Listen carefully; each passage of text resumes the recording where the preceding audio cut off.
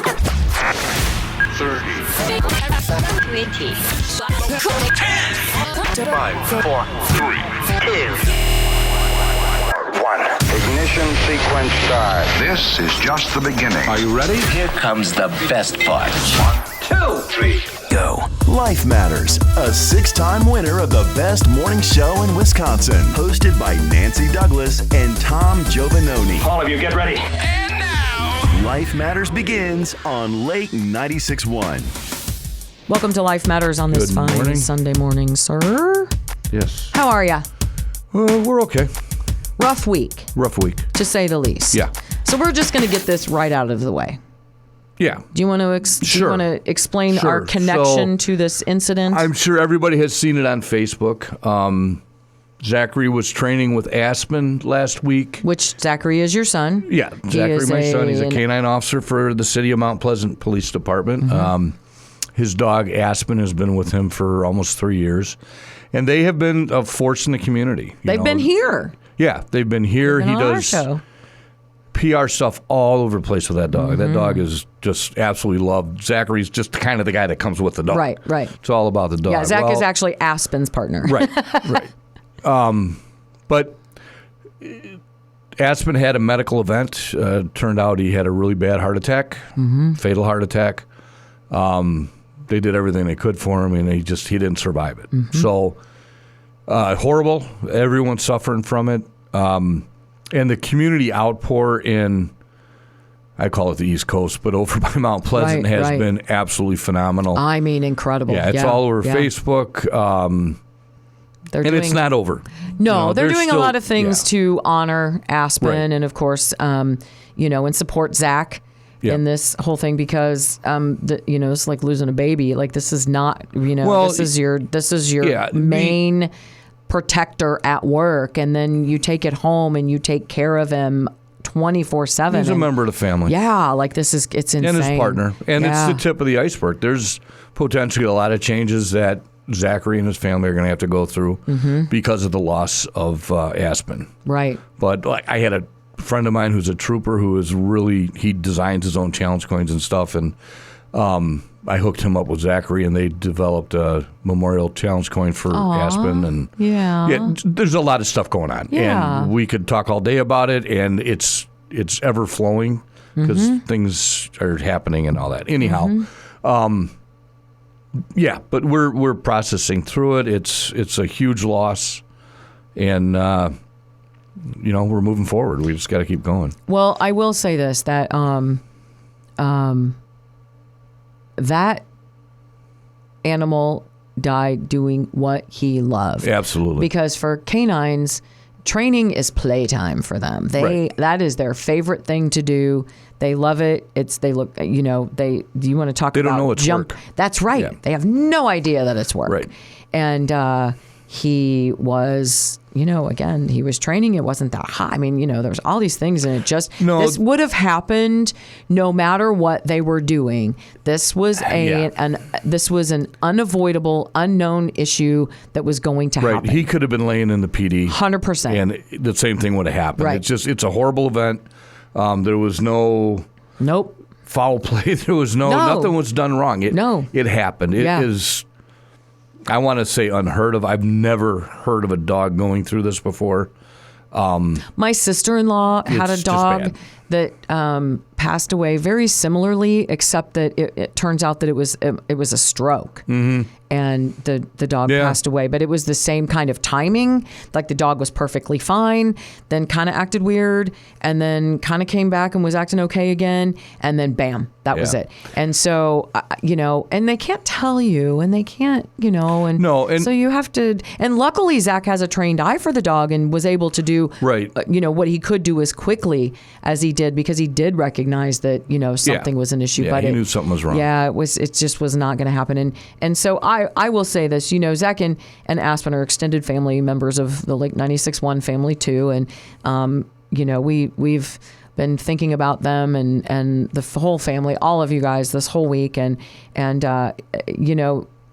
thank God that we have people who are willing to. Being a canine officer is a completely different type of sacrifice. Absolutely. And thank God we have people like Zach that are willing to do that, and families like Zach's that are supportive of doing that. And so I know that nobody knows what's going to happen now at this point because, everything has to be reshuffled and all those kinds of things. But, I hope eventually he is able to or is willing to, and a huge combination of both, get back into that, because I'll tell you what, I know how much he loves that work with that dog. Yeah, and that's a lot of people.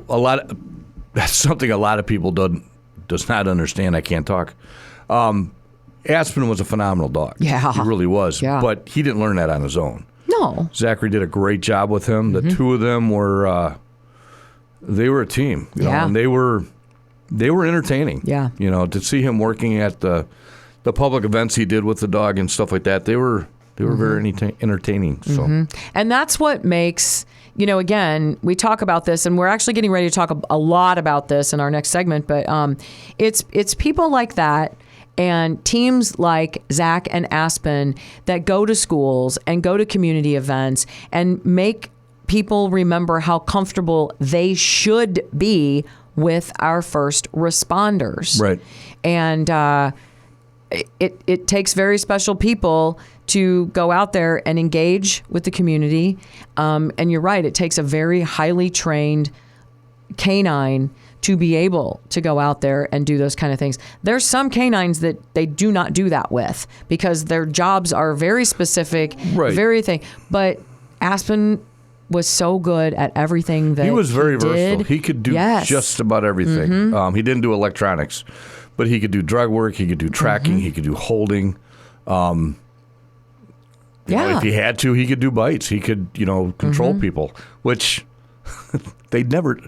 I shouldn't say never. The canine dogs rarely get bites. Right. That is almost like deadly force. Right. But they're a wonderful tool. Right. Yeah. Yeah. So it just, again, our condolences. It's, that was just a shocker to everyone, obviously. And, again, thank Aspen for his service that he absolutely loved to do. That was, that you could see. I'm pretty sure he would have said, I was just playing. Yeah. 100%. That's what they all think they're doing is playing when they're actually doing, wonderful work to protect all of us. So, yeah. But so we're so sorry about all of that. And, it's I'm anxious to see how many more things are going to happen to honor Aspen and Zach's partnership. There's a lot of stuff in the works that I'm not talking about. Yeah, so we'll find out as it all gets, as it all the details get hammered out and everything, and then we'll let people know because, again, people want to support it. I remember one of the sheriffs here in Walworth County said that the canine programs get donated to by the public over and all above the time. Absolutely every other thing because everybody loves the puppies. Yeah.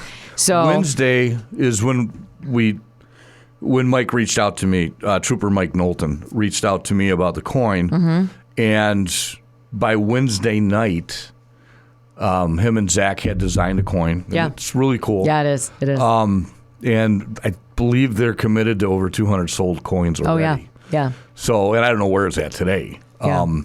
But yeah. Yeah.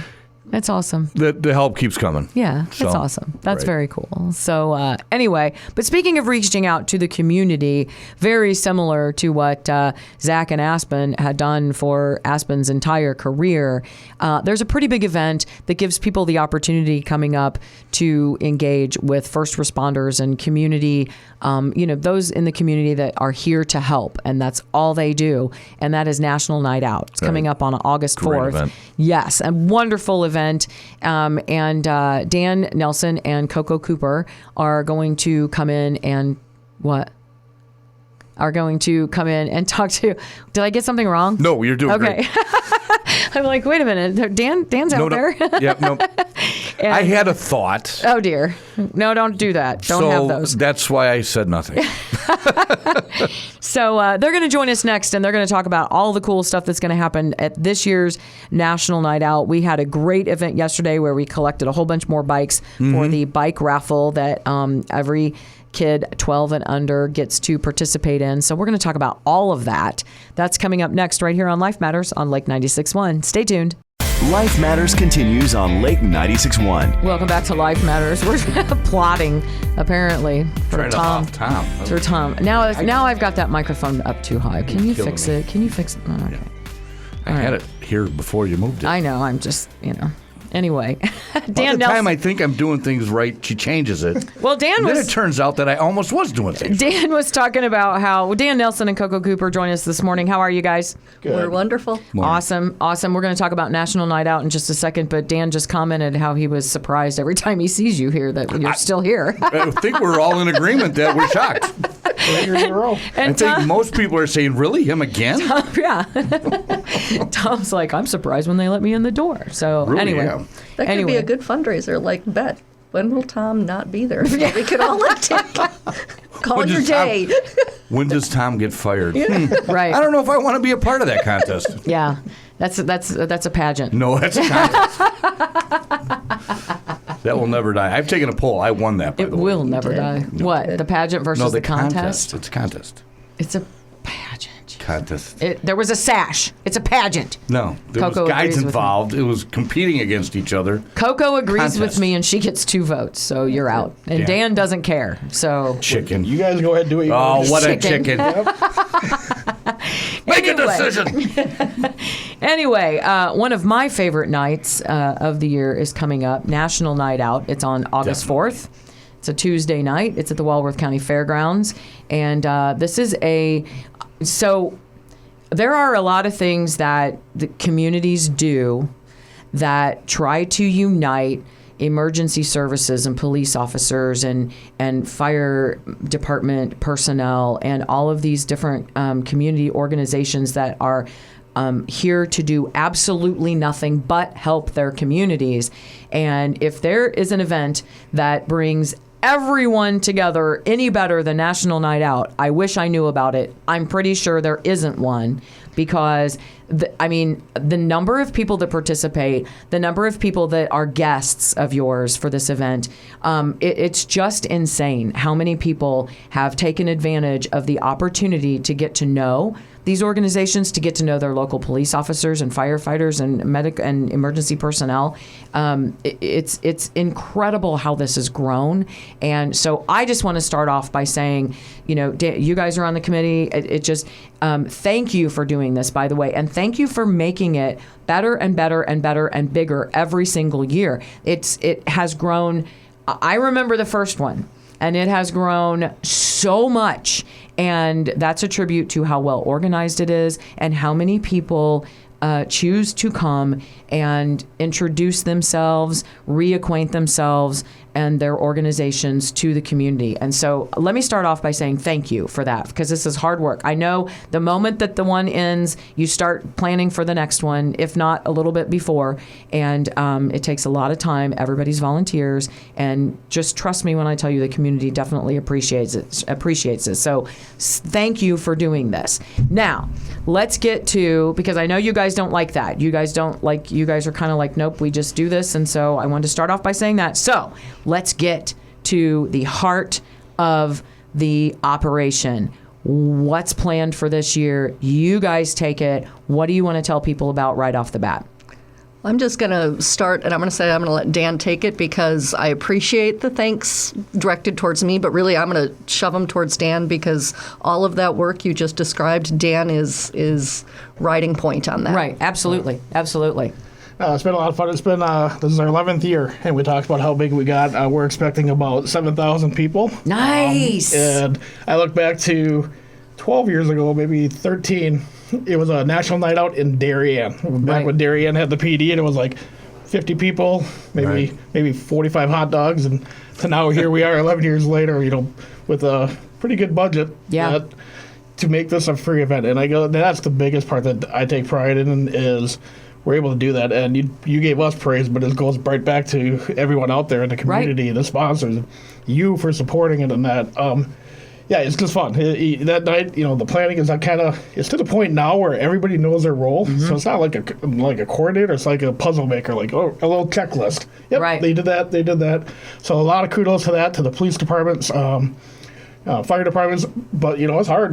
There's a lot of staffing issues going on, and be able to take time for this. But they know it, like you said. They know that this is a big part of their... Well, that's the thing is that you pretty much have to you also have to have people willing to come in kind of off duty, because it's not like we're pulling officers off the streets to come and stand at National Night Out. Like, everybody's doubled up because some are covering National Night Out and then they're pulling their regular shifts, right? Yeah. Yeah. Yeah, and the departments are getting their own tchotchkes together. So, I mean, you get stuff from Lake Geneva and Town of Geneva and all the other departments. It's a huge effort by everybody. Yeah. You have to have a coordinator to get it going, but I agree with Dan. Everybody needs a big pat on the back. Right. Dan has a great team. Yeah, He has a great for team. sure. Yeah. It is, and like I said, 11th year of that, my favorite part is when you get the cars all lined up, because every department has a car there, the fire truck is there.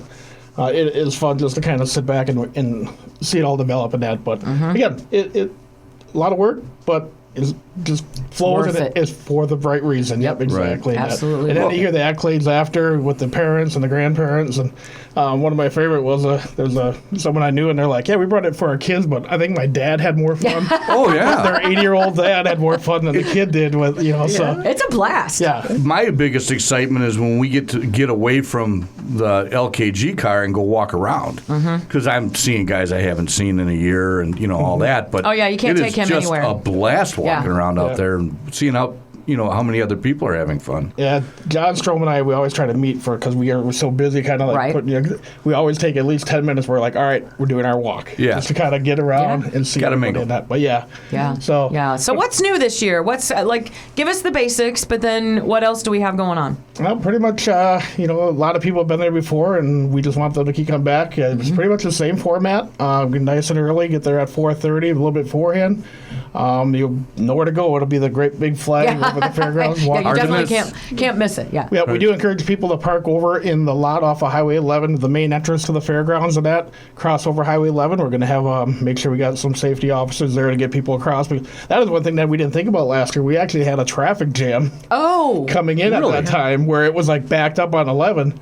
So we didn't really plan for that. Well, this year we're going to work on that, get everybody in safely into the grounds and that. I missed that last year. We were too busy, I guess. I bet That would have been fun to watch. I bet your city of Elkhorn police officers, the finest police officers in the city of Elkhorn, will help us with that. We did. Oh yes, I already reached out to Chief Albrecht. They are the best Elkhorn has. I live in Elkhorn now, so Yep. Made them that much better. There you go. yeah, right. So, so come out and find the flag, take a walk through. We got a couple of vendors that do like little registration and raffle prizes on their own. So we'll have that all set up when you walk through the flag. You'll get your little cards to fill out, whatever those vendors need, and get you through. And it kind of helps us give an idea of a count, because it's really so hard to go by how many people are there. We basically go by food. And last year we gave away 4,000 hot dogs and brats. Wow. 1,200 tacos. Well, that's not accurate. 1,800. Oh, I went back a couple times. you went back a couple times. All right. We will adjust. Koko reminded to adjust our numbers. Yeah, absolutely. My whole job is eyes on Tom, saying he's at the food again. Oh, you better put your tennis shoes on. What really makes it neat is when the first 2 years we did it at the fairgrounds and that, it was good. It was a little turnout, but when we found out that the Treehouse they were doing a safety day, a safety fair, kind of like a week or two after, that had all these vendors lined up. And as much as you talk about all the law enforcement and that stuff, the vendors and the opportunity that we have there. So Gene Jacobs does a great job with organizing that. So we combined it. We got over 40 vendors. In order to be a vendor, you have to have some type of service for the community. You're not there selling Mary Kay or anything like that. Right. In fact, that's the other. Well, Why are we going to cosmetics all the time lately? Did I hit a?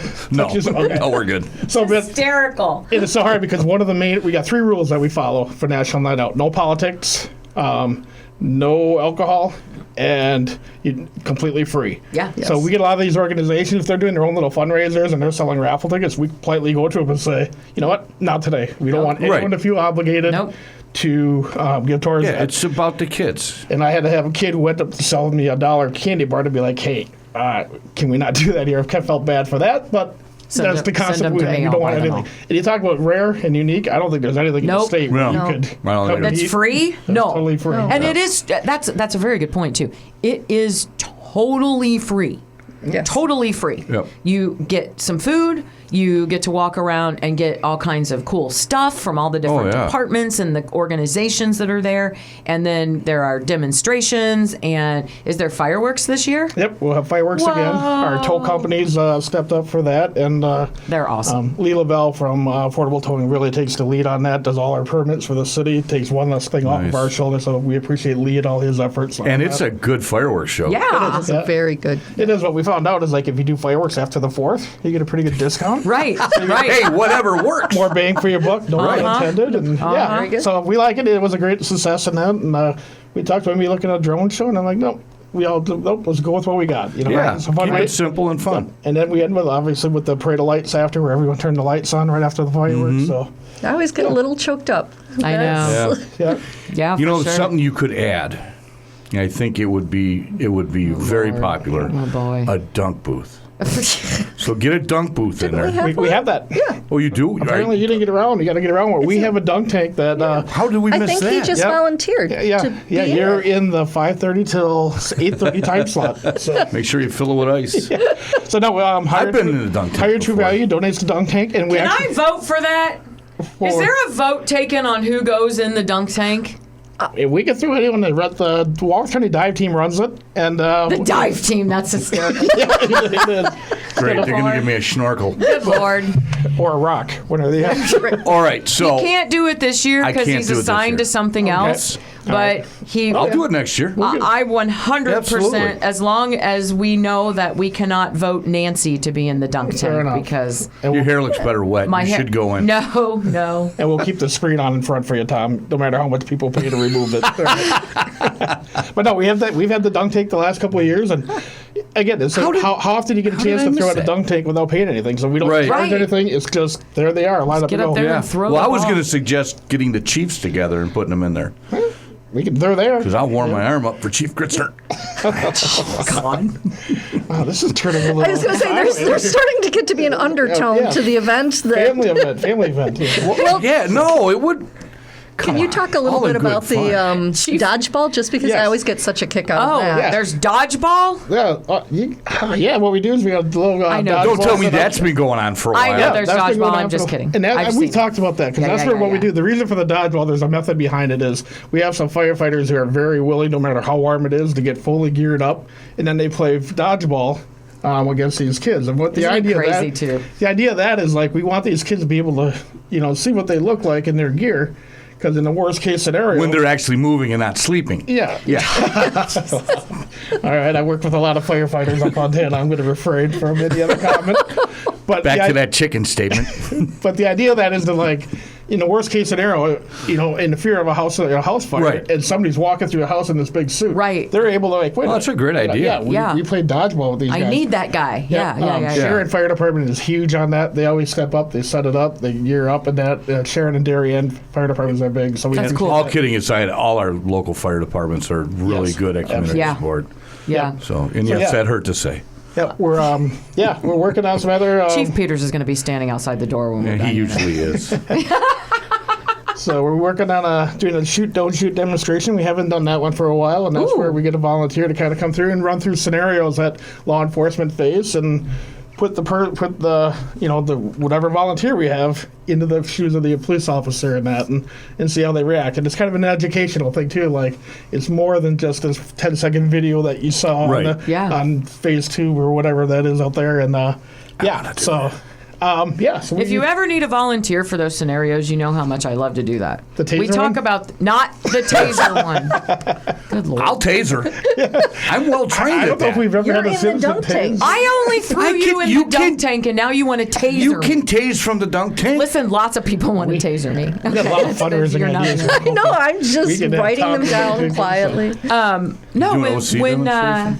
when we did Kids Day out in Bloomfield Township, Mark Serino and I did several ones together. Like we kidnapped a child. We did all kinds of stuff. Yeah, People tuning in. We did stuff where Right at that exact we're all moment. standing around shaking our heads going, they weren't supposed to do that. That We was- were, actually, we did get in trouble with Lori Domino because we may or may not have had an unscripted, mild domestic dispute admitted in a the car domestic, as yeah. well. And she looked at us like one scenario at a time, just knock it off.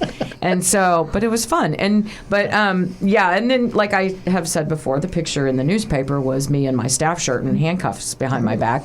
And That with wasn't part of the with scenario. That was for getting in trouble. with the teeny tiny caption about how it was fake, right? So that was fun. But Nancy, can I just really quickly? Do you Yes. remember? And this is a horrible thing, but do you remember when the leg a couple summers ago, like a leg showed up in Milwaukee, and it was during the balloon adventure that Yes. happens. And I was interviewed for that, and on TV, and underneath the ticker, while I'm being interviewed, is running about the missing leg being found. Oh, God. And my husband got a screenshot from our neighbor saying, "Why is your wife on TV right now about a leg being found?" So, Timing is everything. yeah, I think I still have that photo somewhere. That's actually. Oh, there's so Hysterical. many things I want to say.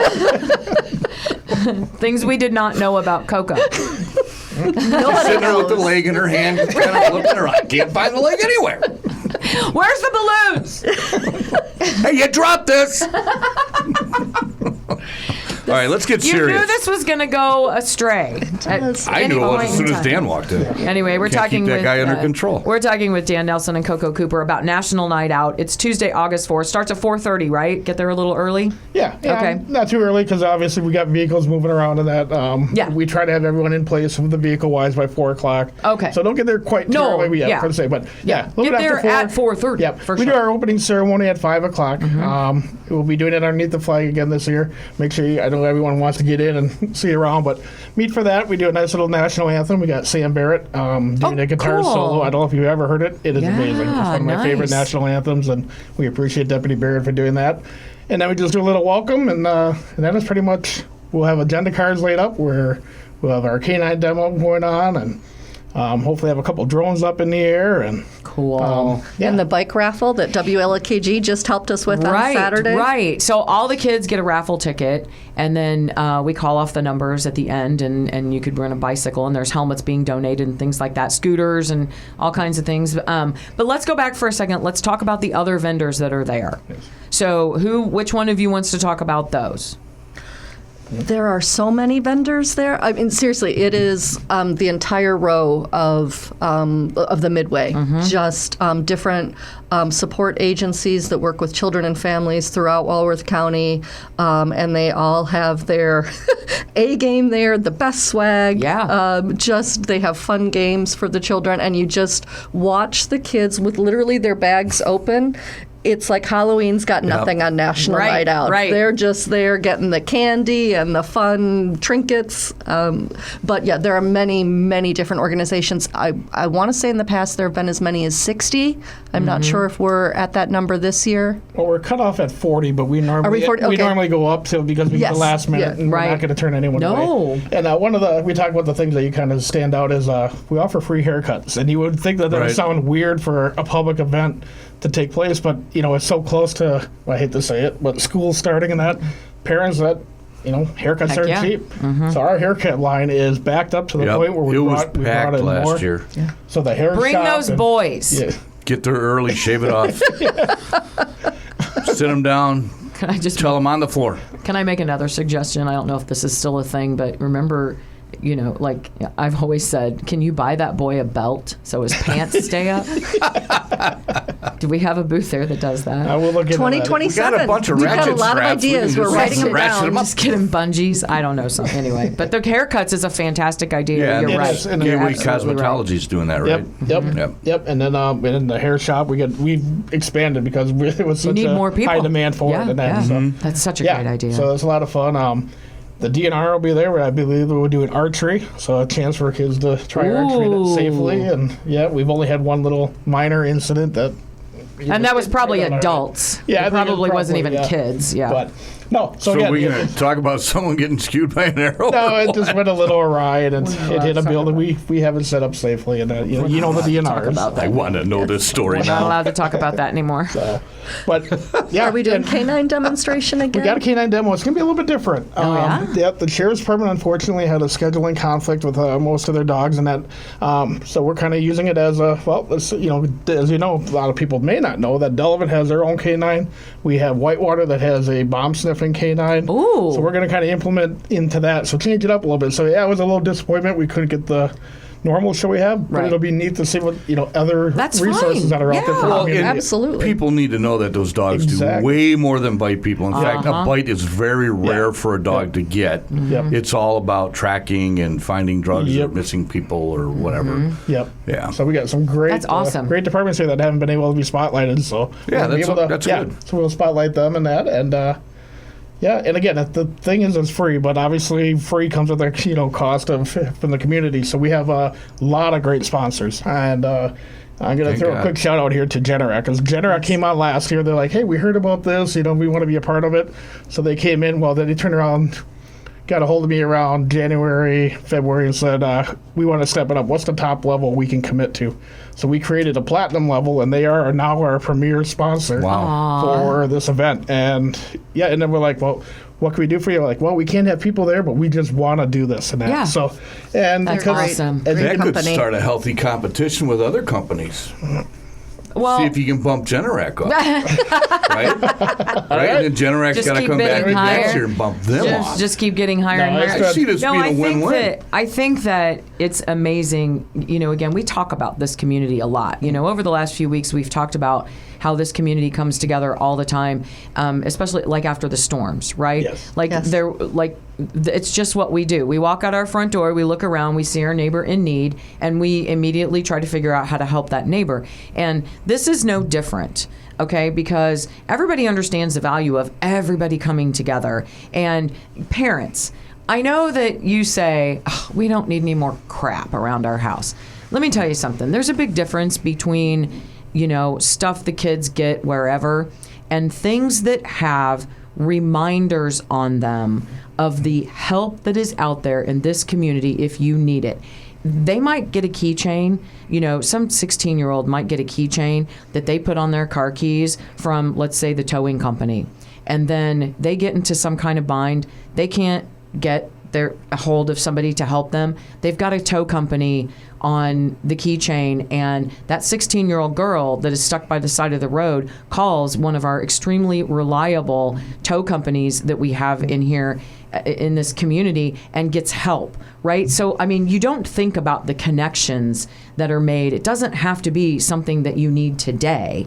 It could be something, or, the Join the Movement, are they going to be there? Yes. Okay, human trafficking. Okay, they're going to hand somebody a piece of paper, a very simple piece of paper, that person looks at that and says, oh, there's a couple of these things that, my daughter's friend mentioned that maybe this is a red flag here. Like, I didn't know this, right? You have no idea the effect that just having some of these simple things in their hands could have on their future.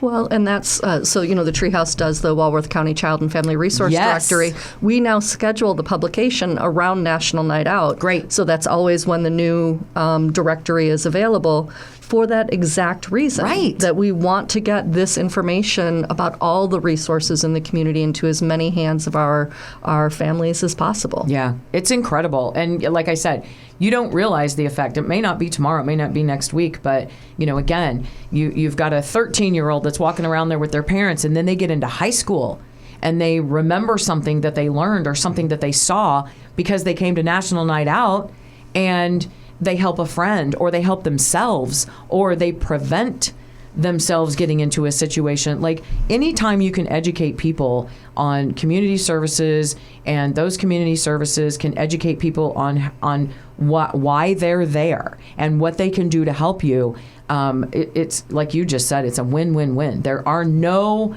bad parts of everybody gathering like this. Right. Absolutely none. Well, and it's even for us as vendors, getting the chance to talk really quickly, pick up some information, talk with our colleagues that you just don't get the chance to do during a normal work week, and say, oh, I didn't know you were doing that. It's a great learning opportunity for us as well. Yeah, You for find sure. new people, new programs. We did last year. Well, we did last year. What was Yeah. the school called? Up by East I Troy. know it's out by Bloom East 360. Yes, Bloom 360. right. We Yes, had them. we partner with had them. no idea No. that they existed. In fact, until we brought her walked in for around. an interview, and it was Yeah, she was a lot of fun. right. And there's people that learned their kid needs some special education. They're a great specialized partner with education. Had no idea it was there. Yeah. We had no idea it was there. And so it's just, there's just no reason not to carve this out in your schedule and come, whether you're Right. a vendor. Now, what if you have an organization? What if you have something? This is all Walworth County, right? You have to be in Walworth County. But so what if you have an organization, you don't somehow, some way, they've not been connected somehow. Do you still have room for vendor? Like, how does that work? Do they call you? Do they, how does that work for them to get involved? The best bet is to go on our Facebook page Okay. and we have our contact persons. Again, Gene Jacob handles all that with the vendors and that. And if we had. If you can. Yeah, the Derrick family Absolutely. last year talked about, hey, we got these unique cars, old police cars and that ambulances that we want to bring in. Then they'll contact me. Yeah, so if you go to Sure. the Facebook page, it'll kind of direct you who's doing what, and we'll get you involved. May not this year, but Right. we'll get you going for next year and that. And I tell you, if it's a cause that we feel is going to be worthy, we'll find room for you. Right. 100%. Exactly like you said that. Yeah, because you are getting a little bit smaller there, room-wise. No, seriously. they're Yeah, you're starting to running eat out up of a lot of room. Well, I mean, Yeah. you got the whole fairground, so. Right. Yeah, we're expanding it, and the fairgrounds have been really good to us. And North Hall, we use a part of it. Now Right. we're using a bigger part of it. And, Wasn't that long ago? I think there was like 2 lines, and now there's Yep. 6. Yeah, it's incredible. People don't even realize when they come in, they're like, oh, wait, they thought they just huge. walked down between all the vendors. They don't always even realize everything that's happening Right. off to the side or vice versa. And Right. that's what I mean. It's just that Yep. space is starting to get small because of all the activity in there, Yeah. which is absolutely phenomenal. Yeah, it's incredible, the growth. What else do we need to talk about? What other things are going on? Just like you guys, I learn every day too, and we're there. We'll find out when we get there because so many organizations are be like, "Hey, we're going to do this." I'm like, "All right," and we walk by. The kitchen fire last year was this demo.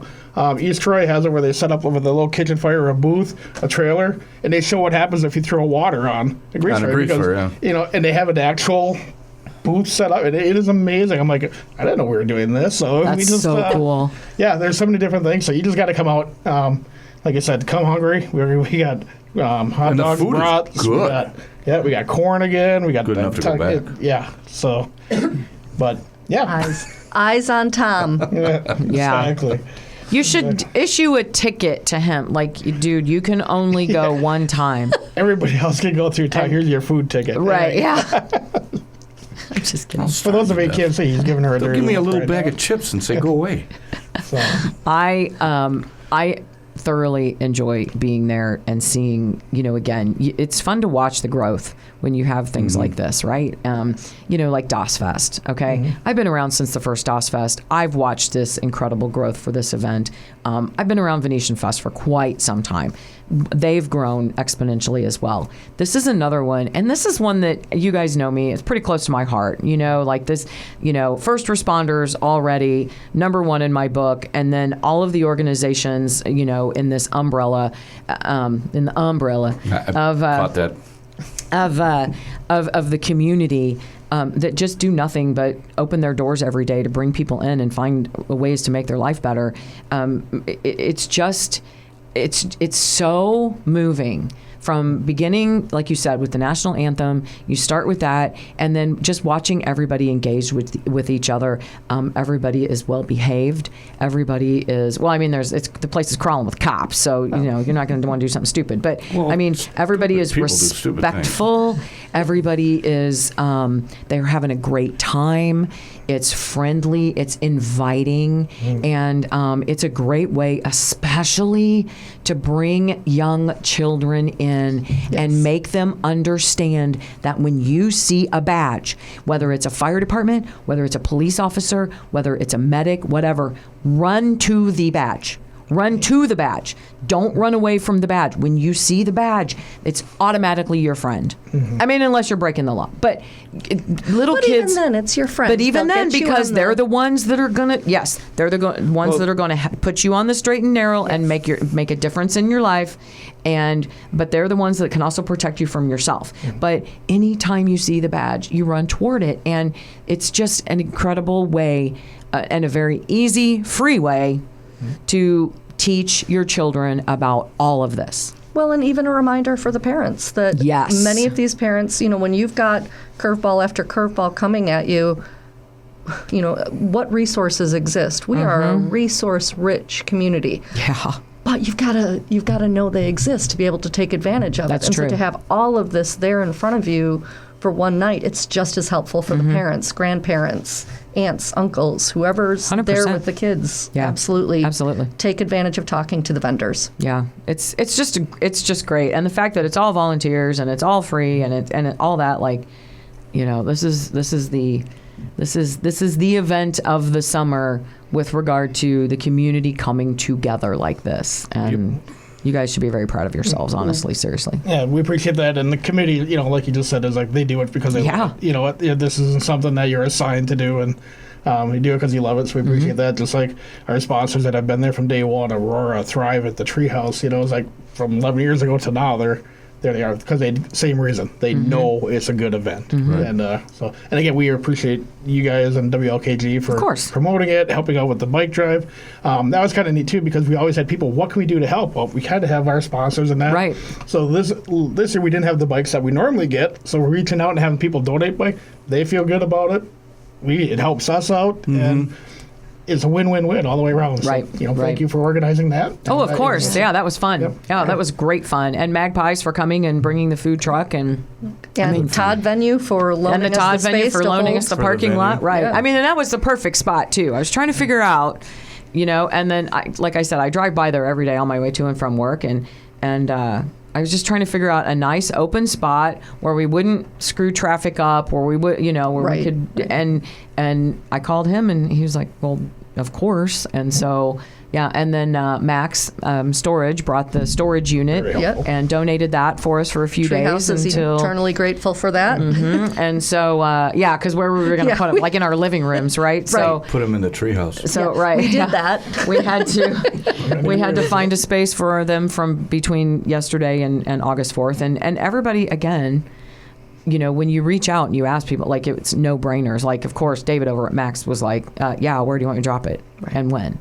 And, Todd was like, sure, what time, what date and time? I mean, nobody hesitates to participate in this. And it's just awesome. So, and just to clarify how that works, when you come in, you'll get a raffle ticket. And anyone eligible from ages 0 to 12 will get that raffle. They'll go through and they'll pick out what bike they want. And they'll put it in there, and hopefully their name will be drawn. Right. And a lot of thanks to Treadhead for helping out with that. Absolutely. It takes it just off of our shoulders and that, and Treehouse works with them, and it goes smooth. All of a sudden I hear the raffle going, I'm like, oh, okay, that worked again. Right. Right. So, and when you talk about, teary-eyed moments, there'll always be this dusk moment right after the raffle, and you'll see this little kid on their brand new bike, and I can't even talk about it because you just see the look on their face and you're like, So it's a great addition, and we are so grateful to you for stepping in and saying, absolutely, we will help. Well, of course, make this possible again. Well, there's not,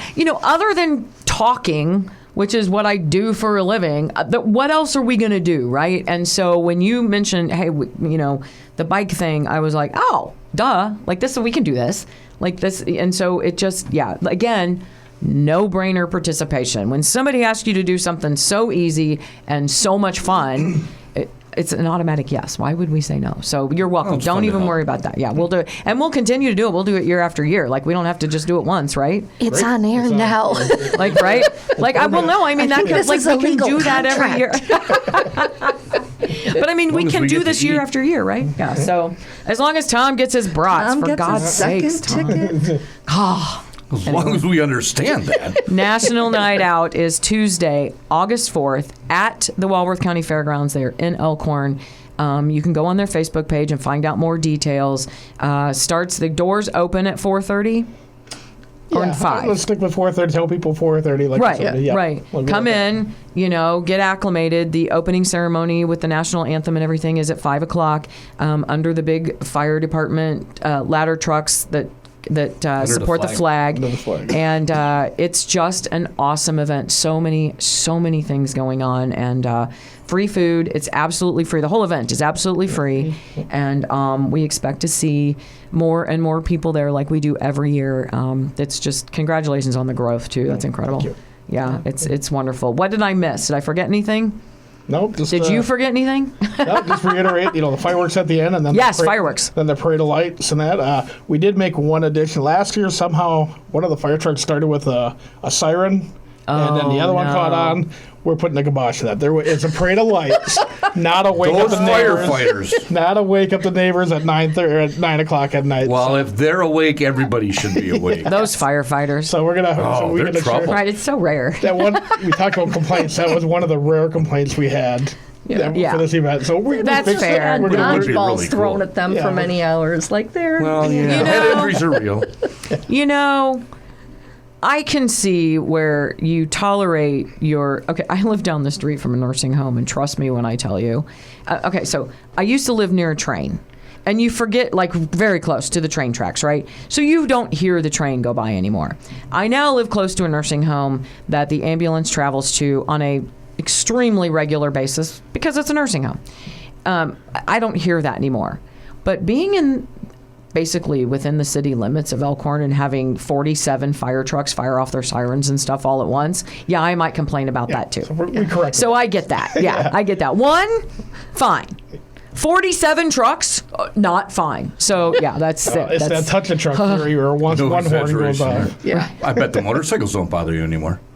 The motorcycles never bothered me. Except you, because you honk and you rev your thing. I don't even know. You just, Make the dogs mad. He does. He makes my dogs bark. But We could make it like her house on the route of National Night Out. God. Everybody drive Yeah. by and honk on your way home. Burp your siren. Thank some you, of Nancy. them, Thank you. do. Trust Have your me. engine. Those whitewater guys are cray cray, and they'll. Yeah, I'm telling you.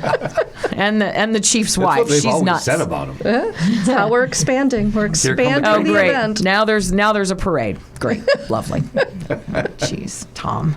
Just I past your blame house. you. Just past my house. You blame me. That was Coco's We don't know idea. why- we don't She's know a why they only troublemaker. turn their All sirens legally on. innocent. She's a troublemaker. We don't know You're why they very turn their good and sirens on quiet. for I know. only one block of the going on parade. It's here? weird. Yeah. So, no, thank you guys so much for coming in this morning, seriously, and Thank talking you. about everything that's going on. Again, this is an event not to miss, family-oriented, 100%. Like, this is what it's geared toward. Bring the kids, bring the grandkids, bring everybody you know. It's a great time. Because it's at the fairgrounds, it is easy to get around. It is very easy to see everything. The layout is spectacular. You can let the kids touch the trucks, climb on some trucks. There's the huge tow trucks are there too. That's the other thing is there's all kinds of stuff to actually see and experience. And then, like I said, lots of stuff to bring home, lots of really cool things, free food, fireworks, the canine demonstration, some other demonstrations, fire departments set things on fire. We don't even know what that's all about, but that's just what they do. And That's why they have to do something. But it's just a great time, and so we look forward to it every year. And your child could win a brand new bike, Yes. and to top off their excellent summer. Yeah, and come and meet your local officers. Yeah. Yeah. Talk to them, get a feel for them. Get to know them. It's the very badge out of the important. way. Yeah. And introduce the children to the officers. Correct. Again. Yes. This is a very good opportunity to teach them, once again, run to the badge. So just don't miss it. Don't miss it. National Night Out, Walworth County is on Facebook. If you need any more information, you can find it there. And again, thank you guys so much for everything you do for it. Thank your team for us. I know they're listening, and we know you guys are out there, and we appreciate you. And we will see you on the 4th. Sounds good. We'll Thank be there. you. All See you there. right. Thanks. Coming up next, my favorite segment, besides this one. Well, yeah. I mean, know. Of course. But I have They're some. still here. You had to say. I had some. No. I have some just stops. I'm sure you do. Just stop. Anyway, that's coming up next right here on Life Matters on Lake 96.1. Did you miss part of the show? You can find Life Matters with Tom and Nancy in its entirety. Just search Life Matters on Spotify, YouTube, or go to lake961.com. Stop what you're doing and listen. Stop it. Whoa. Stop right there. Stop! Stop it! Just stop talking. Welcome back to Life Matters. Me, awkward? No. No. No. Never. Never. It's like me being serious all the time. Right. What? I am. Totally. Sure. Hey, how's that whole relax thing working out for you? Your New Year's Pretty resolution? good. Good so far? Did I miss something? No, I'm just asking. Oh, yeah. I'm I'm good. I don't know. This might stress you out. Nah. Or it might be a solution if you feel like you're getting stressed out. You have my ear. Do you think, and I mean, immediately, anybody that listens to this show on a regular basis, as soon as I say this first sentence, everybody's going to know what direction we're about to go. I'm hoping that this will be funny, but we might just have to put our, face I'm palm. kind of thinking and we need to on. throw a loop into this thing and take it somewhere you're not expecting it to go. You don't even know. Not yet.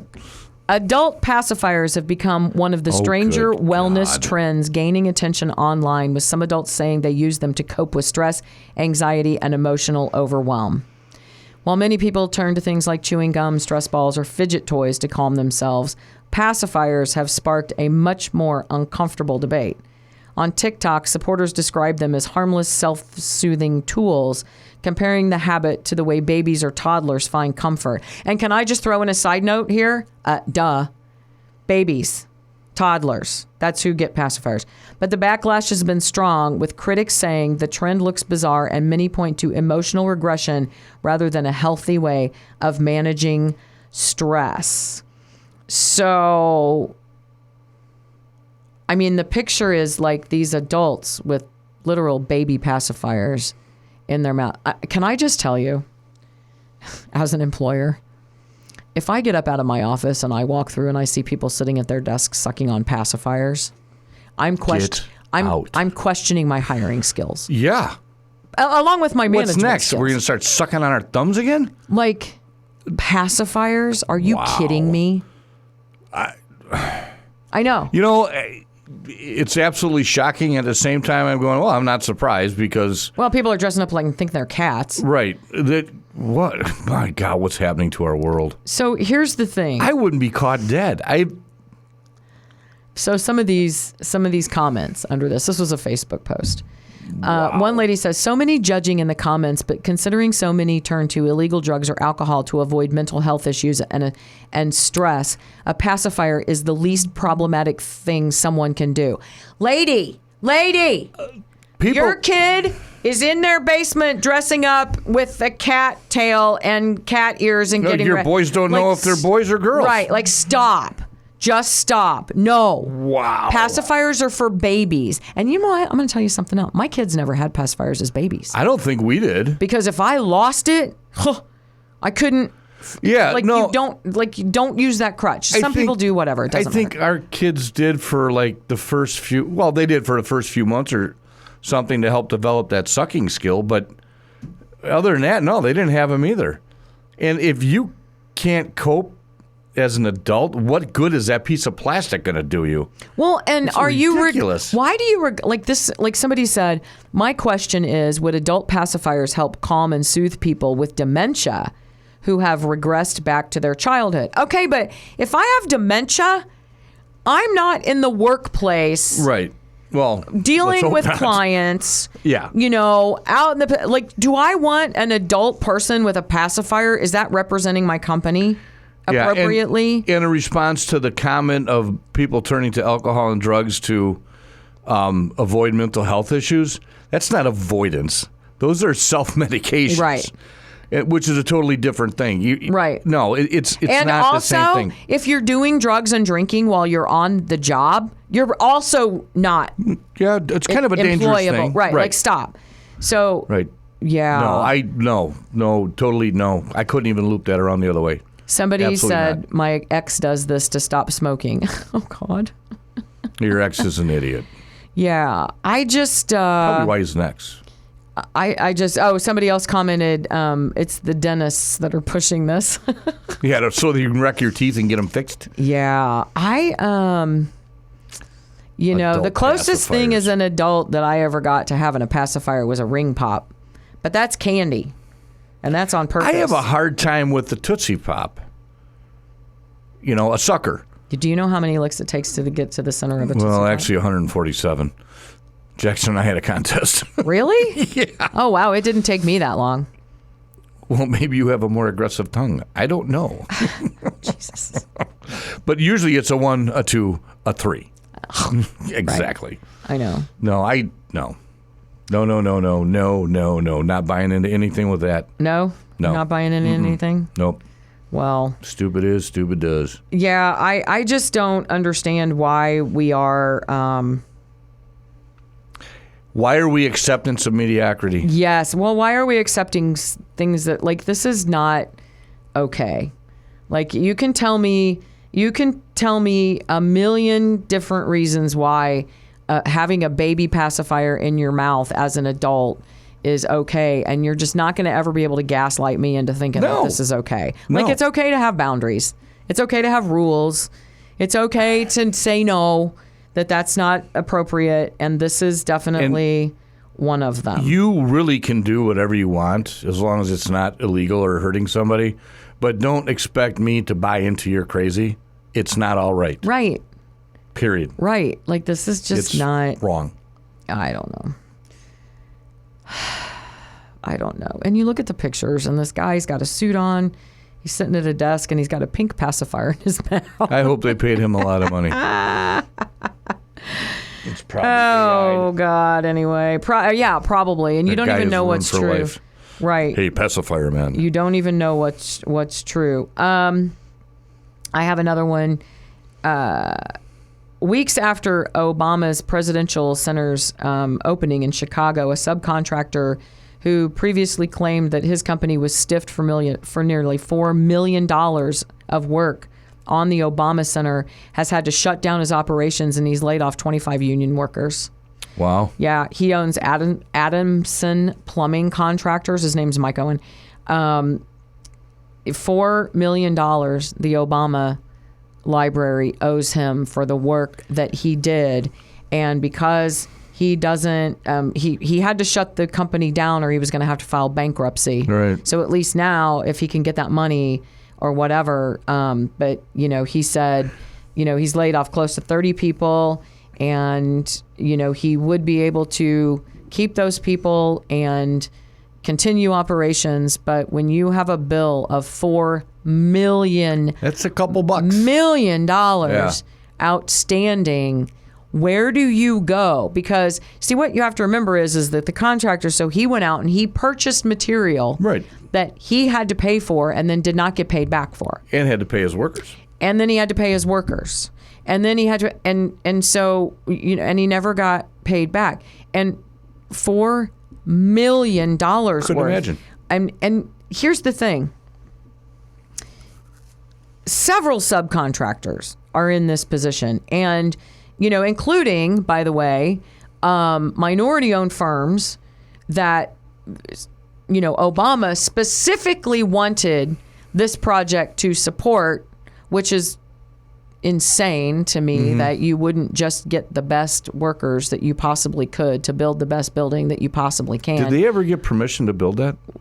oh, well, we should have Tom Gardner in here. Yeah, we should. Because remember that where they built it in the first place, there was all kinds of lawsuits about it because the people in the area didn't want it there. They literally wanted it a half a mile down the road. Right. And he dug his heels in and said, absolutely not. Yeah, and then they were fighting over that in court, and they just kept right on a building, Chicago or Illinois way. Right. Yeah. Just kept right on building. Yep, we're just and then gonna build it. eventually you We'll get to the pay later. point where what are you going to do? Right. So there's so Blow it many up. firms that are owed money. The largest dispute is with this company called Concrete Collective, which is actually still looking for about $40 million. Oh, my God. Right? So, I mean, what happened is with this other guy, though, he said the project left his company with $3.9 million in losses tied to delays, rework, labor overruns, and changing project demands. He spent months negotiating this with the construction manager before going public after failing to reach a resolution. So he said that, let's see. He said that the final straw was that they agreed to provide 2 journeyman plumbers to perform some last-minute housekeeping work on the campus at premium nighttime rates. In return, he was supposed to receive part of the outstanding payment just days before the center opened on June 19th. He received an email showing that $100,000 would be released for a May payment. The payment didn't arrive. I mean, even that little bit would have helped him try to keep his doors open. It didn't arrive, still hasn't arrived. And now, it just was, he said, what he calls the final death blow to the company. And so, I mean, where's the money is my question. No, it kind of makes me wonder where's all the support for the building. If you got a ton of support as claimed, there should be a ton of money there. Right. Yeah. More BS from Obama. Right. I mean, it to have specifically sought out particular companies to work on this building, to supposedly having more than enough money, which is what was reported, even though they went grossly over budget. Mm-hmm. They were still reporting that they had plenty of money. Why weren't these checks being paid immediately when the invoices were there? I mean, you can plainly see that they did the work. The place is open. There's no disputing that the guys did the work. That's the thing. There's nothing in this story about, they're trying to dispute that we actually did the work that we were contracted to do. There's a dispute. This didn't happen. This broke. This, whatever happened. None of that. I'm just not going to pay you. This guy showed up, did everything plus some that he was supposed to do, and is still owed $4 million. And has to shut down his company. Now, you tell me what that does for minority-owned businesses that this organization and this build was supposed to support. Like, you just came in here and you completely trashed this guy's company by not having the appropriate organizational skills, for your own project. Right. I mean, it's unacceptable. This is unacceptable. All these people that are waiting for money, that is unacceptable. I mean, this is months and months and months and months and months that they've been waiting. It's ridiculous. And you're enjoying an income from charging admission. Right. You're enjoying your they're building. Not feeling it. Yeah, right. You are enjoying the fruits of their labors. Yeah. And they have no fruit now. No. Because no, and all they're those having to shut employees are down. laid off. Right. So then, and I haven't even mentioned the collateral damage, which is now all these guys are on the unemployment line, or they've had to get different jobs and they've lost their seniority. Whatever has happened to 25 professional licensed contractors. Right. That's a lot. Yeah. Absolutely. And their families and their mortgage payments. Right. And so. And then all the other places that they were going to do business with. Right. And God. Right. And how much of that $4 million that this guy needs is still owed to other businesses because he's like, I'm trying to pay you, but like. Yeah. I got no money coming in. Right. I mean, for somebody who was supposedly such a big proponent and such a big supporter of minority-owned business, boy, there's one right off the bat that you've trashed, and I know that there's others. I've read about them. Yeah. And so, what about the little guy that came in and did some things? They don't care about the little guy. Right? Did he get paid? Like, and then you offer to pay $100,000 on a $4 million debt, and you think that's going to get this guy by? Yeah, that's a lot of money, but it's a slap in the face. Right? But then you don't even do it. Right. Like, yeah. What do you know what show that is? Oh, yeah. From the beginning, sure. it was. Yeah. From the beginning. Embroiled in lawsuits, attorney fees out the wazoo. Right. Just, why can't and you not just... following the court orders, doing whatever they feel like. And here's the icing on the cake and the cherry on top of the sundae. It's ugly. The neighborhood absolutely hates this building. The property values are, in fact, decreasing because of it. They want to move. They can't. They can't get it. Like, go Google it. You will see the stories. These people are not happy about this Obama Center. Yeah, and he don't care. Right. And now you find out that the people who did the work for you, you're not even getting paid. You're not even going to pay them? God. Like, it's just unacceptable. It's just unacceptable. Kind of like his administration. It's just unacceptable. So, anyway, so what's your plan for this nice Sunday?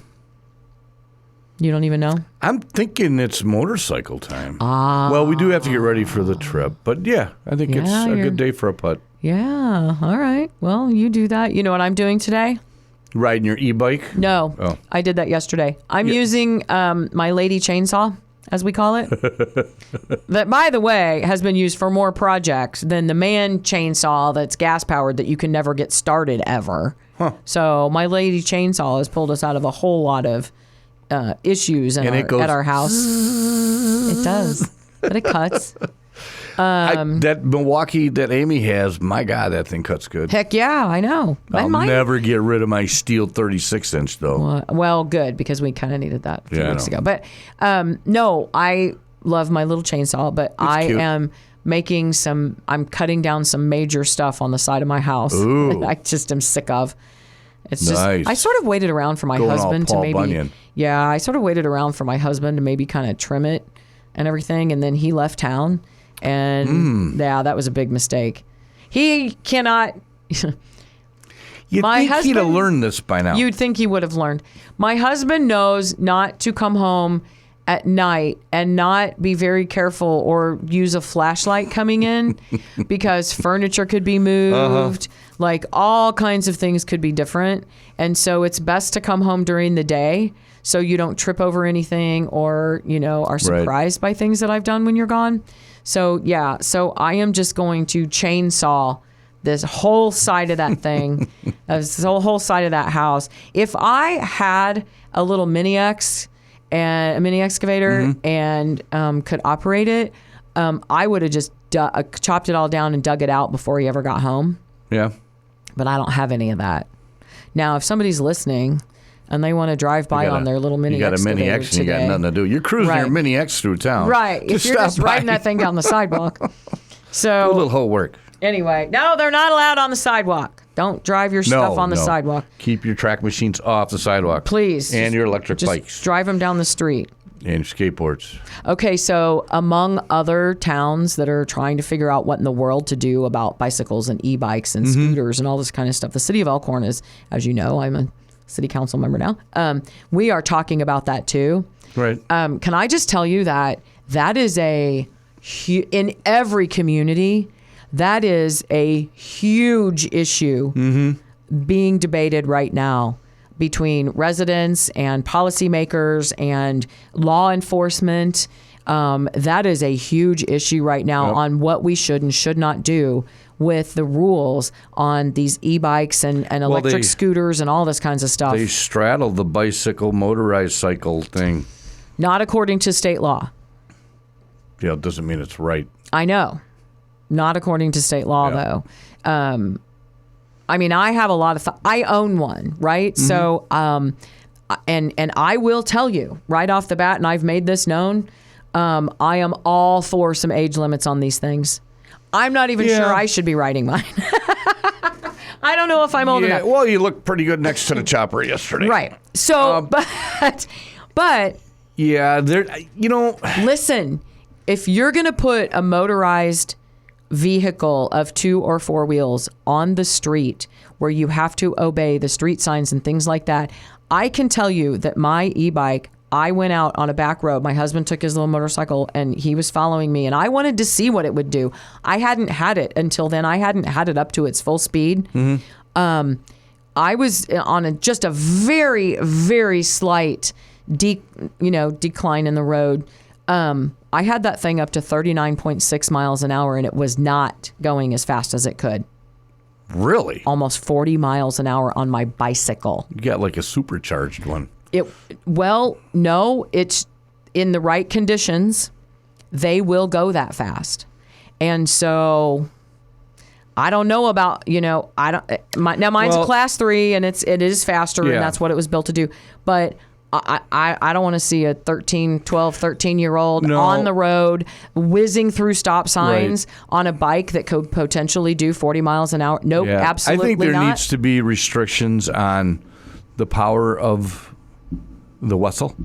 There is. The vessel. There's different classes. Well, yeah, no, but I think there should have to be some kind of training that kids have to go through to ride whatever class it is. Like a boater kind of like a safety boater class? safety or hunter safety. Yep. I am 100% in agreement with that. You're operating something that is motorized, and it doesn't have to be internal combustion. It can be an electric motor. But yeah, I think you need to show some kind of skill set and receive some kind of testable knowledge to be able to operate a 12-year-old. So you have to. So on this bike, you have to drive it on the road like you are a motorcycle. You are not allowed to drive in any situation. I think state law actually prohibits you from driving these things on sidewalks. Actually, bicycles aren't even supposed to be on sidewalks, but I'm not going to get into that debate right now. But if an 11 or 12-year-old on one of these bikes doesn't have the traffic safety knowledge. Yeah, okay? you would believe that to be true. I know some adults that don't have the traffic safety knowledge. But yeah, that's why I think there's got to be some kind of standard that you have to obtain to be able to do that. Yeah, I think you have to be a certain age to ride them. There's already some state laws in place for that are good, but I think that people should, though. This is just an observation. Keep an eye on what your city councils and people are doing because everybody is trying to figure out what's the best way to integrate these bikes into the traffic and where they should be ridden and stuff like that. Now, this is going to go along that same course and takes some time and have to be properly written, just like when they changed ATV and UTVs being able to go on certain roads. Like you can drive a UTV through Elkhorn now. You can drive it like that's, and but everybody had to get, number one, the drivers of the cars have to get used to watching for those different types of vehicles. It's going to be the same thing for these bikes. And so everybody just needs to be aware that there's a process. Yeah. There's a process, but everybody can be on the, most of the roads in the city are only 25 miles an hour. Right. So you can keep up with traffic. You can keep up with, but again, at a certain age, you are not aware of your surroundings as much as you are when you have already driven a car or have already been licensed to drive a motorcycle. And so, I don't know, everybody's just got to keep you just have to be aware of your surroundings. Yeah. And there is also that, I shouldn't say childish, but that, I guess, childish behavior of, wow, this thing's got some power. This is pretty cool. Look how fast I can go. I can see me doing that, but yeah, I agree. There definitely needs to be some kind of standard. And I really think that for younger people, they need a little education before they can get out there. Yeah. And we have to, but I will say this is you have to be able to, they have to put some policies in place because you have to give law enforcement something with teeth that they can enforce yeah. and hold people accountable. Because I can tell you that my husband and the neighbor were standing in the neighbor's yard. My husband was kind of halfway on the sidewalk, and this gal went flying by on one of these e-bikes on the sidewalk, almost took him out. And not only was she on it, but she had like a 4-year-old kid standing on the bike in front of her, no helmet, no pads, no safety protection. Like, you can't do that. And then blew through the stop sign at the road, never stopped, never looked both ways, and it blew through the crosswalk. So, like, but right now, other than no bicycles on the sidewalk, there's no rules for these things. Right. And all of these communities need some kind of protection for all parties, because you're seeing so many things too, these kids getting hurt. And probably some of them should have never been on these things in the first place. Right. So, but keep an eye on your local, lawmakers Which or you should be policymakers, anyways. actually, is what you call them. And watch, because if you own one of these things, or if you're thinking about buying one, you're definitely not going to want to get in trouble with it, because it'll end up being the same. I mean, it's just going to cost you money. And, everything these days is expensive enough. Oh, God. And you don't want to get hurt. Fact. Right. No. So, And you don't want to hurt anybody else. and you don't want to hurt anybody else. So, yeah. But anyway, so that and chickens. Everybody's worried about chickens in Elkhorn. Oh, people having chickens in town? Yes. Well, they don't have to worry about my chickens. E-bikes and chickens. That's my main emails right now. So can you ride an e-bike with a chicken on the handlebars? You know what? I'm going to bring that up. I hear you can play a banjo with a chicken on your shoulder. I'm going to bring those. I'm not bringing that up. That's weird. No, yeah. I'm sure you can ride a bike with a chicken in a basket. Oh, chicken and a biscuit. Those are good crack. Oh, God. All right. You know who's coming up next? For some actually sane She's not going to talk about conversation. chicken and a biscuit. I don't think she's going to talk about chickens and baskets or biscuits or anything like that. She's going to talk about what's coming up in downtown Lake Geneva. Right. That's next with Main Street Messages. You've been listening to Life Matters. Alex is next, right after this on Lake 96.1. Main Street Messages with Alex, brought to you by the Lake Geneva Business Improvement District. All right, sweetheart, you've had your fun. Now let's get down to serious business. Welcome to another edition of Main Street Messages. Alex Benante joins us. She is the executive director of the BID, the Downtown Business Improvement District, also known as Downtown Lake Geneva. How are you? I'm doing great. How are you? Good. Enjoying summer. Yes. We came off of Country Thunder last week, which I know doesn't seem like it's a Lake Geneva event, but it kind of is, because there's a lot of commerce that goes on here in the city of Lake Geneva with people coming through and staying here and all of those things. And you often find Country Thunder folks at Walmart buying all of their necessities for the weekend, or going in there daily to stock up on their stuff. And so, but that was last week, and this week has been nice and quiet, and I like that sometimes, like you. Yes. And so, but man, we're ramping up again. Oh yeah, we're ramping up again. Boy, the summer in Lake Geneva is just absolutely awesome. But I know that today you want to talk about something kind of behind the scenes. Yes. Don't Geneva, and I'm very interested in this. So, tell us about this meeting that was just like talk, because I think people don't know. They don't understand what they don't know, and how things happen and why things happen is part of what you want to talk about today. And I'm very interested in this. Yes. So, because it is summer for us, me and my coordinator kind of enjoy doing a lot more of this kind of structural planning for, city development and commerce. And it seems like the city council as well, is really focused on a lot of that behind the scenes stuff now at this time of year. And we have talked about it a couple different times that they did a strategic planning initiative this year. And there was a couple open sessions. There was a survey out for quite a long while. And so the initial feedback report has been drafted, and there was a public meeting with the city council members as a special meeting, kind of like a roundtable discussion. So very unlike what you see at city council on a normal basis, to talk about the findings of this report and some of the suggestions. And it was really great to be in that audience and to be able to see the work that can be done and is being done to really shape how Lake Geneva and especially downtown could look in the future. Right. So, and that's not just, and that's like literally visually look. Yes. In the future, and not just how it runs, and not just what is approved and not approved for people to do or not do, but literally there's things in here about how it looks. And that's a big deal to a visitor and to be attractive to tourists and things like that. And as much as you want to say, oh, the tourists, whatever, we have to have them.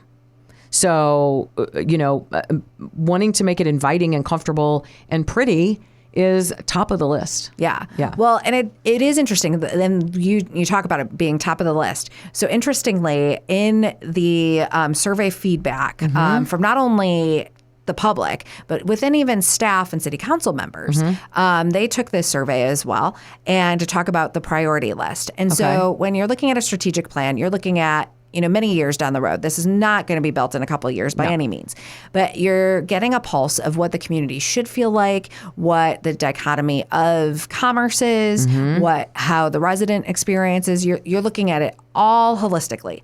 And so the big key features of here is talking about, retaining your community. So you want your families, your students to, come back and have multiple generations here. Yes. Have a business here. Yes. Feel welcomed to stay here.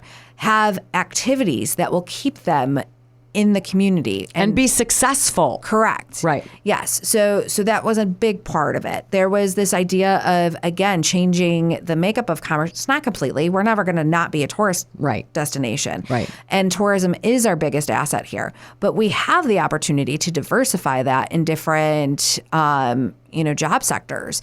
And so looking at how do we diversify our income coming here? What were some of those ideas? So it was talking about entrepreneurship and business incubation. You have a very successful small business district right now, but that's changing, and the family makeup is changing. You have a lot of remote workers who have the opportunity to move here and grow roots, but how are they going to do that if you don't have a co-op space? Right. Or, yes, you have some coffee shops, but, not enough for tourism and working out of. I know this because I work out of coffee shops most of the time. Right. So you have, this opportunity that you can bring in some cool talent that's going to invest in the community, be permanent residents, and keep our housing at a accessible rate for families. Again, grow our school districts. But you need to do that, again, at this holistic level of making it appealing to everyone. Explain to people what a business incubator is. So a business incubator is, basically an assistance program from concept to implementation all the way through. And sometimes there's some financial incentive there. There's helping build your business plan. Right. So oftentimes it's tapping into young entrepreneurs. So in the school districts, if you have people that have this interest, they pitch a business idea. And many communities have their city itself or their Main Street organizations. Multiple organizations usually have a funding pot to help offset maybe some of the rental costs or be in a physical space that's owned by the city or Main Street group. Seed money. Yes, seed funds. So you can grow. And then there's continuous training and services provided to help you launch with the hope that not only does that business incubation become successful in this term. Usually it's like a year to maybe you could do a 2-year lease program. Right. But they want you to grow so that you're on your own in one of our brick and mortars downtown. And you stay. Right. Right. And it's investing back into the community. Right. And there's very successful programs in different communities. Green Bay is a great incubator. That's why their night market is so successful. It started as a business incubation project. Kenosha's had that in several different ways. Right. I've been a part of some of those business incubator. They had a contest called Soup. You pitch your thing over soup. You eat soup together. You pitch your design concept, and basically this panel of experts, of economic developers and city officials, decide a couple candidates to be a part of this program. And so that's something that we have an interest in of bringing to Lake Geneva as the makeup of commerce changes. Right. It is called the Business Improvement District. Yes. So we have a vested imply interest. that you're improving the business district. Yes. Which includes new businesses, unique businesses. Again, more reasons for people to come downtown, whether they're visitors or residents. And so that makes complete sense. Yeah. So that was something that was talked about, in, keeping people here. But it actually ranked one of like the lowest of importance once you got down to the nitty gritty, as well as what you were talking about, making a place beautiful to be welcoming. Mm-hmm. Our beautification and placemaking efforts. So placemaking, you'll hear that phrase around. I say it a lot. There's also third spaces is like the new cool term to talk about. So what's a third space? Third space and placemaking are making what ordinary spaces that are forgettable, like an alleyway or a backside of a business. Mm-hmm. You make it accessible. Something. You make it inviting. And it doesn't have to be necessarily for commerce. Again, it's getting people to come here and stay. One of our concepts of having this alleyway activated on Broad Street is to allow people to go get an ice cream across the street and sit down in this little parkette. That's a cool vibe. Or have some live music there. So when you have these spaces that make you feel like it's your home, they're coming back and they're spending time there. They're spending money. They're investing in improving continuously. Because as a kid, why did the Dray House Foundation succeed here? They loved Lake Geneva. Mm-hmm.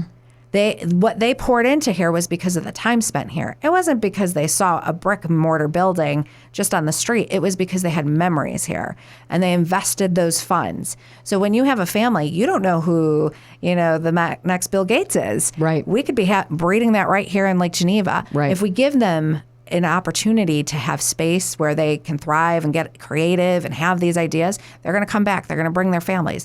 They're going to put money back into their city that they love. Right. So, and that's part of that. What was number one on the list of priorities? So it was big. So there was like 20 of them. Right. Okay. So I want to say that the biggest one was getting local investment. Right. Feeling the local love. Right. So, and we've been, spearheading that 100% you have. ever since one of the first, right. Reports of that came out. So that was, again, pretty high priority, yes, which it should be. It is. It should be the highest priority. And also, not to interrupt, I'm going to go back to my prior statement, which I have said on more than one show, and I believe I said it just within the last couple months again, which is there are only a few naysayers. They tend to be the loudest. Yeah. But for the most part, the people in the city of Lake Geneva are here because they love the city of Lake Geneva. But people that support things less often talk about it. Mm-hmm. It's the squeaky wheels that think that they're getting the grease. And the fact is that everybody loves this place. The people who live here love their town. They know the challenges, they know the advantages of being here. And so anybody that thinks that, oh my gosh, everybody's against each other, that is so not true. Stop saying it and stop thinking it, because people do. People across the world know this place. Right. And they know it because, like you just said, they have memories here.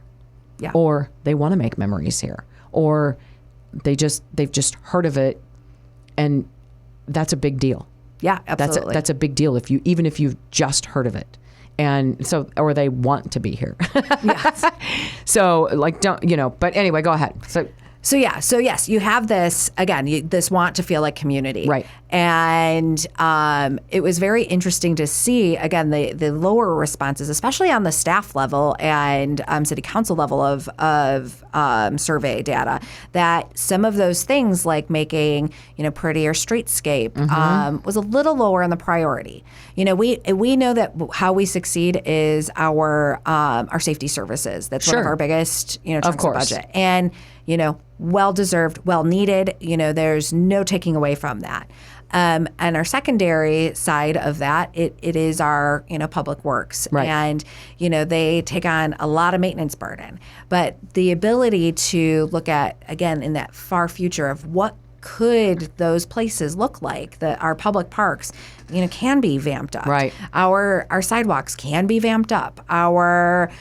We can have a welcoming community in very unique ways that people only see this as fun side projects. I love when people think that my job's just fun and games and, it's the easiest thing in the world. I'm glad that I make it look like that. But we do it with strategic vision, knowing that you need an emotional reaction to some of these installations Right. to, again, come back and know that this is the place you want to invest in. Right. We're talking with Alex Benante. She's the executive director of the Lake Geneva BID. That's the Business Improvement District. That's what we're talking about. What was the most surprising thing to you on that list? So actually, it's more about the administrative side of things. Okay. So there was a really cool commentary in the report, a suggestion from this third-party agency, that the way that our government is structured right now might move forward better in a different format. Okay. And what that means is that right now we operate under, and many municipalities in Wisconsin do, under the city administrative role that has the mayor being the CEO of, basically in business terms, of the governance. Right. And so it still gives the city administrator plenty of power to do what they need to do. Right. But the mayor is much more focused on that CEO title, whereas they were suggesting that we move to what is called a city manager type system, where the city manager is considered the CEO. Okay. And then the mayor becomes the CFO, where he is managing the board dynamics. So it changes. It's how most nonprofits and school boards operate. And businesses. Right. Right. So it's allowing for, still checks and balances in a healthy way. But again, we have a city administrator that's very proactive, and we have an assistant city administrator, and that seems to be a natural progression to be able to make the necessary changes for these big visions, Right. for ordinance regulation, for budgetary suggestions, and it just would clean up time, Right. in a lot of ways. Right. Well, I can tell you that, yes, I am personally experiencing the frustration right now of the difference between how slow and how quickly city government works as opposed to private businesses. Yet, it's the same concept. You are running the business of the city. You have income, you have expenses, you have customers, you have vendors. This is all the same thing these are all the same things as a business has. But yet, the government or a city or a town or a village doesn't run like a business. I mean, the closest thing we've had to the government running remotely close to a business is that because a business person is in the highest office in the United States right now. But even so, do you know how long that person would have to be there in order to actually get the government to run like a business? Like forever. When that's not going to happen. And so I have said and been criticized a lot for saying you should not be the mayor if you have never run a business. If you have never owned a business. You should not be in some of these positions if you haven't done that, because you have to understand the concept of profit and loss. Right. I mean, you just do. At the very least, you got to run a nonprofit where you end up at zero. Right. Every year. I mean, and so with some investment held back. So, but again, it's running a business. That makes perfect sense. Yes. I totally see why they would suggest that. I can also see why it would work some places and it wouldn't work others, but I think that would definitely work here. Yeah, and I think and the moving trend into that is a national, evolving trend as well. Makes sense. And I have worked in both types of government structures. Yeah. And for something as a bigger city, it doesn't quite work that way. That would be difficult. Yes. Like a Milwaukee, I couldn't. Too many things going on. Right. Exactly. But when you're looking at, a smaller municipality, mid-size, with a healthy budget, it makes sense when you're having these big vision. Something that we've talked about offline and online. We have these ordinances that are sometimes prohibitive to business. Right. And, every individual issue keeps coming up because it's this reactive tendency, because city council are volunteers. Right. At the end of the day, they're volunteers. They have a full other life outside of this. And by the way, they literally get paid pennies on the hour. Yes. So they do such hard work. Yeah. But again, most of them haven't owned businesses. They haven't dealt with the ramifications of these decisions. So when you have an administration that has that ability, that expertise, and can hire something that I'm super hopeful for in the future. Not that they said it, I'm just putting it out into the ether. Is I want them to have some economic development, staffing in the future. Because again, future planning, because that economic development driver impacts all of us, our schools, our households, our health, everything. So, when you start looking at that at a proactive approach, then you're going to have less meetings at the end of the day. Right. So, this could have been an email. Yes. Right. Yeah. That is awesome. That's absolutely awesome. Thank you so much for sharing that with us, because again, some of these things are sides of running the city or running a successful city that people honestly have no idea. No, and they work their butts off. And it's exciting to see that, they're wanting the vision to move forward. Right. So, yeah. Right. Alex, thank you so much. Thank you. That's Main Street Messages for today. Coming up next, more music right here on Lake 96.1. Have a great day.